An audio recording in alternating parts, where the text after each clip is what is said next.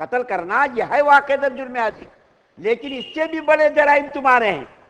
اس سے بھی بڑے بڑے جرائم تمہارے ہیں، یہ تو کچھ بھی جرم نہیں ہے، اس سے بھی بڑے بڑے جرائم تمہارے ہیں۔ اور سورہ بقرہ کی 218 نمبر آیت کے اندر جب یہ آیت کریمہ 17 نمبر کی آیت کریمہ نازل ہوئی تو لشکر جو 12 آدمیوں کا لشکر تھا ان لوگوں کے ذہن و دماغ کے اندر آیا کہ کہیں ایسا تو نہیں کہ ہمارا اجر ضائع ہو گیا اور ہمارا جو ہے یہ عمل قابل قبول نہیں ہے، کہ ایسا تو نہیں کہ اللہ تعالیٰ کے ہاں ہماری پکڑ ہو جائے۔ ان لوگوں کے ذہن و دماغ کے اندر خیال آنے لگا تو اللہ تعالیٰ نے 218 نمبر کی آیت میں اس کی تردید کر دی، نہیں نہیں نہیں، ایسا نہیں ہے، تمہارا کوئی عمل بھی ضائع نہیں ہوگا اور تمہارا اجر بھی ضائع نہیں ہوگا۔ اللہ تعالیٰ تو تم نے جو کام کیا اللہ نے تو اس کو پسندیدگی کی نظر سے دیکھا، اور اللہ تعالیٰ فرماتے ہیں کہ جو لوگ اللہ تعالیٰ کے اوپر ایمان لائیں گے اور ہجرت کریں گے اور جہاد کریں گے اللہ کے راستے میں، تو یہی لوگ ہیں جو اللہ کی رحمتوں کے کیا ہوں گے،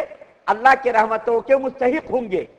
تم کو گھبرانا نہیں، تم جو یہ سوچ رہے ہو کہ پتہ نہیں ہمارا عمل ضائع ہو گیا کیا، اللہ فرما رہے نہیں، کسی بھی مومن کا عمل، جہاد کرنے والے کا عمل اور اللہ کے راستے میں جنگ کرنے والوں کا عمل یہ کسی کا ضائع نہیں ہوگا، بلکہ اللہ تعالیٰ کی رحمتوں کے یہ لوگ کیا ہوں گے، مستحق ہوں گے، اور اس کے ساتھ ساتھ ہمیشہ کے لیے جنت کے اندر یہ رہیں گے، اور اللہ تعالیٰ نے تمہاری غلطیوں کو معاف کر دیا۔ بھول سے جو تم نے تیر اندازی کی، کافروں کے ایک آدمی کو تم نے جو قتل کر دیا، تو اس بھول کو، اس چوک کو اللہ تعالیٰ نے معاف کر دیا، تم گھبراؤ مت، پریشان مت ہو۔ تو بہرکیف 217 نمبر کی جو آیت کے اندر اللہ تعالیٰ نے کافروں کے جرائم کو بیان کیا ہے، وہ 5 قسم کے جرائم ہیں۔ اللہ تعالیٰ فرما رہے ہیں کہ تم جو مسلمانوں پر تان کر رہے ہو، مسلمانوں کو لان تان کر رہے ہو کہ ہمارے آدمی کو قتل کر دیا حرمت والے مہینے میں، یعنی اس مہینے میں جنگ کرنا منع تھا، پھر بھی مسلمانوں نے جنگ کی، لڑائی کی، تو مسلمانوں نے صحیح معنی میں بھول چوک سے یہ کام کیا، لیکن اس سے بھی بڑے تمہارے جرائم ہیں، اس سے بھی بڑے تمہاری غلطیاں ہیں، اور تم مسلمانوں پر لان تان مت کرو، مسلمانوں کو پر لان تان کرنے کا تم کو حق نہیں ہے۔ سب سے پہلا جو تمہارا بڑا جرم ہے وہ یہ ہے کہ راہ حق سے روکنا، پہلا تمہارا یہ بڑا جرم ہے، راہ حق سے روکنا، اسلام قبول کرنے سے روکنا، قبول کرنے سے ظلم و جور اور ہجرت سے روکنا۔ ظلم کر یعنی اسلام اگر کسی نے قبول کر لیا، پہلے تم مسلمانوں کو مسلمان ہونے سے روکتے ہو، اور پھر جو ہے مسلمان ہونے کے بعد تم اس کے اوپر ظلم و زیادتی کرتے ہو، اور اگر کوئی مسلمان تکالیف سے پریشان ہو کر اپنا وطن چھوڑنا چاہتا تم اس کو بھی نہیں چھوڑنے دیتے، اس کے اوپر بھی تو ظلم و زیادتی کرتے ان کو روکتے ہو۔ اور تمہارا دوسرا جو ظلم ہے، اور تمہارا دوسرا جو جرم ہے اللہ سے کفر کرنا، یعنی اللہ کی ذات و صفات سے انکار کرنا، یہ بہت بڑا جرم ہے، اللہ کے ساتھ یہ بغاوت کرنے کے مانند ہے، گویا کہ اللہ کے ساتھ تم بغاوت کر رہے ہو، یہ بہت بڑا جرم ہے، قتل سے بھی بڑا جرم ہے۔ تیسرا جو تمہارا جرم ہے وہ یہ کہ بیت اللہ میں داخل ہونے سے مسلمانوں کو روکنا، مسلمانوں کو بیت اللہ میں داخل نہیں ہونے دیتے تھے یہ لوگ، تو اللہ تعالیٰ نے فرمایا یہ بھی تمہارا بڑا جرم ہے۔ قتل کرنا اتنا بڑا جرم نہیں ہے جتنا بڑا جرم تمہارا بیت اللہ سے مسلمانوں کو روکنا، اللہ کے راستے سے روکنا، ہجرت کرنے سے روکنا، اسی طریقے سے اللہ کی ذات و صفات سے انکار کرنا۔ اور چوتھا جو تمہارا جرم ہے، کفار مکہ دین حق قبول کرنے پر اہل اسلام پر اس قدر ظلم و زیادتی کرتے تھے کہ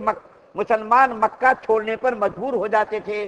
مسلمانوں کے ساتھ اس قدر ظلم و زیادتی کرتے تھے کہ مسلمان مکہ چھوڑنے پر مجبور ہو جاتے تھے۔ اپنا وطن چھوڑنا کسی کو بھی پسند نہیں آتا، جہاں مسلمان پلے پیدا ہوئے اور وہاں کی جو ہے اینٹ سے، وہاں کی زمین سے، وہاں کے ذرے ذرے سے محبت، پھر تم نے اس کو اتنا مجبور کیا کہ وہ لوگ اپنا وطن چھوڑنے پر مجبور ہو گئے، اور جب وہ جانے لگے تو بھی ان کو تم لوگ جانے نہیں دیتے تھے۔ اور پانچواں تمہارا جرم یہ ہے کہ کفار تم سے لڑتے ہی رہیں گے، اللہ کیا فرما رہے ہیں، کفار تم سے لڑتے ہی رہیں گے حتیٰ کہ تم کو دین اسلام سے پھیر دیں، تم سے لڑتے رہیں گے، تم کو لڑائی پر جو ہے کبھی تم وہ بعد نہیں آئیں گے۔ اور یہ لوگ جو کہہ رہے ہیں منہ میاں مٹھو بن رہے ہیں کہ حرمت والے مہینے میں، حرام مہینے میں جس میں لڑائی جھگڑا منع تھا، اس میں یہ لوگ جو ہے مسلمانوں نے ہمارے آدمی کو مار دیا، اللہ فرما رہے ہیں فتنہ پیدا کرنا یہ قتل سے بھی زیادہ بڑا جرم ہے، والفتنۃ اشد من القتل، فتنہ پیدا کرنا، مسلمانوں کو اسلام سے روکنا اور مسلمانوں کے ساتھ زیادتی کرنا، ہجرت کرنے پر مجبور کرنا، ہجرت کرنے لگے تو پھر ان کو روک دینا، نہیں جانے دینا، یہ تو ظلم ہے، یہ قتل سے بھی زیادہ بڑا جرم ہے۔ اور اللہ تعالیٰ فرماتے ہیں جو آدمی مرتد ہو جائے کافروں کے ڈرانے سے، کافروں کے لالچ دینے سے، کافروں کے روب ڈالنے سے، جو آدمی مرتد ہو جائے، مرتد کس کو کہتے ہیں؟ جو نعوذ باللہ سبحان نعوذ باللہ اسلام سے پھر جائے، کبھی کوئی پیسے کی لالچ میں پھر جاتا، کبھی عورت کی لالچ میں پھر جاتا، کبھی عہدے اور منصب کی لالچ میں پھر جاتا۔ اللہ فرما رہے جو آدمی اسلام سے پھر جائے گا اور اسی حال میں وہ مر جائے گا، اللہ کیا فرما رہے ہیں کہ اللہ تعالیٰ اس کو ہمیشہ کے لیے جہنم کے اندر ڈال دیں گے۔ یہ تو آخرت کا ہوا نتیجہ۔ دنیا کا نتیجہ کیا ہوگا؟ جب کسی نے اسلام کو نعوذ باللہ ترک کر دیا تو اس کی مسلمان بیوی اس کے نکاح سے نکل جائے گی۔ اگر نعوذ باللہ کسی نے بھی اسلام چھوڑ دیا تو اس کے نکاح سے، یہ دنیاوی نقصان، اس کے نکاح سے مسلمان عورت نکل جائے گی، پھر وہ اپنے خاندان کی جائیداد میں وارث کے حصے دار نہیں بنیں گے۔ خاندان میں جو اس کے خاندان کے لوگ ہیں اس کی وراثت میں، میراث میں اس کو حصہ نہیں ملے گا۔ اسی طریقے سے اس کی نماز جنازہ بھی نہیں پڑھی جائے گی اور مسلمان قبرستان میں اس کو دفنایا بھی نہیں جائے گا، اور اس کو قتل کرنے کا حکم ہے۔ اس کو کیا ہے؟ قتل کرنے کا حکم ہے۔ حدیث شریف کے اندر آتا ہے من بدل دینہ فاقتلوہ، جو آدمی دین کو بدل دے نعوذ باللہ ثم نعوذ باللہ اس کو قتل کر دو۔ دنیا کے اندر اس کی کوئی گنجائش نہیں ہے۔ ہاں اگر وہ دوبارہ اسلام کے اندر داخل ہو جائے تو پھر اس کو چھوڑ دیا جائے گا، لیکن اگر وہ اسلام کے اندر داخل نہیں ہوا اس کی کوئی بھی گنجائش نہیں۔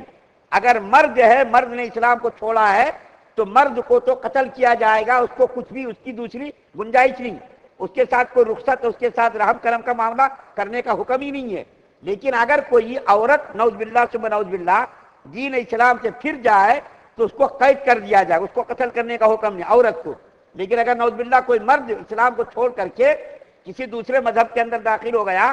تو اگر وہ دوبارہ، اس کو تو وقت دیا جائے گا، اس کو سمجھانے کی کوشش کی جائے گی، اس کو بتایا جائے گا دیکھو تم اسلام کے اندر داخل ہو جاؤ، لیکن اگر کوششوں کے باوجود بھی وہ دوبارہ اسلام کے اندر داخل نہیں ہوا تو اس کو تو ڈائریکٹ قتل کیا جائے گا، اس کو زندہ رہنے کا زمین پر کوئی حق نہیں۔ رہنے کا حق اسی صورت میں ہے جبکہ وہ دوبارہ اسلام کے اندر داخل ہو جائے۔ تو خلاصہ کلام یہ ہے کہ 217 نمبر آیت کے اندر کفار نے جو اعتراض کیا تو اللہ تعالیٰ نے مسلمانوں کی تائید میں آیت کریمہ اتاری، اور اتار کر کے مسلمانوں کی تائید میں یہ کہا کہ کفار کو یہ بات کہنے کا حق نہیں ہے، کیونکہ جو ان لوگوں نے فتنہ پھیلایا، مسلمانوں کے ساتھ ظلم و زیادتی کی، مارا پیٹا، اس کو تو یہ حق ہی نہیں ہے۔ اور ظلم و زیادتی کرنا، فتنہ پھیلانا، یہ قتل سے بھی زیادہ جرم عظیم ہے، بڑا جرم ہے۔ اور آخری آیت میں جو 218 نمبر کی آیت پڑھی گئی اس کے اندر ان مسلمانوں کو جنہوں نے بھول سے کافر کو قتل کر دیا تھا اس کے بارے میں اللہ تعالیٰ نے فرمایا کہ ہم نے تمہاری غلطیوں کو معاف کر دیا، کیونکہ اللہ تعالیٰ کی ذات بڑی رحیم ہے، کریم ہے، تم پریشان مت ہو، تمہارا اجر ضائع اللہ نہیں فرمائیں گے۔ اللہ تعالیٰ سے دعا ہے کہ اللہ تعالیٰ ہم تمام مسلمانوں کو ہر قسم کے فطروں سے محفوظ فرمائے، دین اسلام پر ہم سب کو پوری زندگی قائم رکھے، استقامت نصیب فرمائے، کفر سے، شرک سے، نفاق سے، بدنیتی، بد اخلاصی سے ہم سب کی حفاظت فرمائے۔